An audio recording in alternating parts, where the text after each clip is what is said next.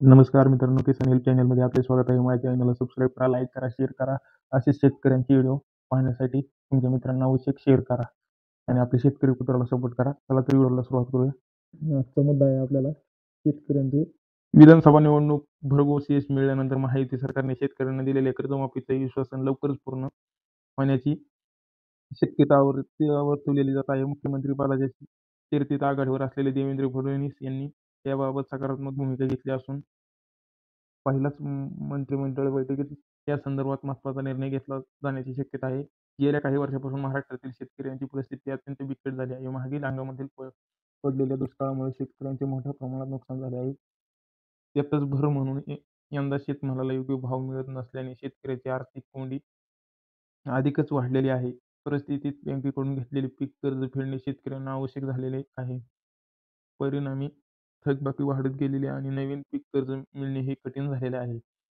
विशेष म्हणजे लोकसभा निवडणुकीच्या काळात शेतकऱ्यांनी कर्जाची मागणी केली असता तत्कालीन सरकारने याकडे दुर्लक्ष केले होते. मात्र लोकसभा निवडणुकीच्या शेतकऱ्यांच्या नाराजी फटका बसल्यानंतर राज्यातील महायुती सरकारने विधानसभा निवडणुकीच्या तोंडावर शेतकऱ्यांना कर्ज माफी देण्याचे आश्वासन दिले असून शेतकऱ्याची नाराजी दूर करण्यासाठी सरकारने अनेक महत्त्वपूर्ण निर्णय घेतलेले आहेत. यामध्ये कापूस आणि सोयाबीन उत्पादक शेतकऱ्यांना हेक्टरी ₹5,000 अनुदान, मोफत वीज पुरवठा आणि लाडकी बहीण योजनेसारख्या लोककल्याणकारी योजनांचा समावेश आहे. या पार्श्वभूमीवर महायुतीच्या सरकारने ₹3,00,000 च्या कर्जमाफीचे आश्वासन दिले आहे, जे शेतकऱ्यांना दिलासा देणारे ठरू शकते. राज्यातील शेतकऱ्यांची सध्याची स्थिती पाहता कर्जमाफी ही काळाची गरज बनली आहे. अनेक शेतकरी कुटुंब आर्थिक संकटात सापडलेले असून त्यांनी दैनंदिन खर्च भागवावे कठीण झालेले आहे. शेतीवर अवलंबून असलेल्या कुटुंबांना दिलासा देण्याची सरकारची कर्जमाफी योजना महत्त्वपूर्ण ठरू शकते. देवेंद्र फडणवीस यांच्या नेतृत्वाखाली येणाऱ्या नवीन सरकारकडून शेतकऱ्यांना वर्गाला मोठ्या अपेक्षा आहेत. विशेष पहिल्या बैठकीत कर्जमाफीचा निर्णय घेतला जाईल अशी आशा व्यक्त केलेली आहे. निर्णयामुळे लाखो शेतकरी कुटुंबांना दिलासा मिळण्याची शक्यता आहे. मात्र केवळ कर्जमाफी हा शेतकऱ्यांच्या समस्येवरील कायमस्वरूपीचा उपाय नाही आहे.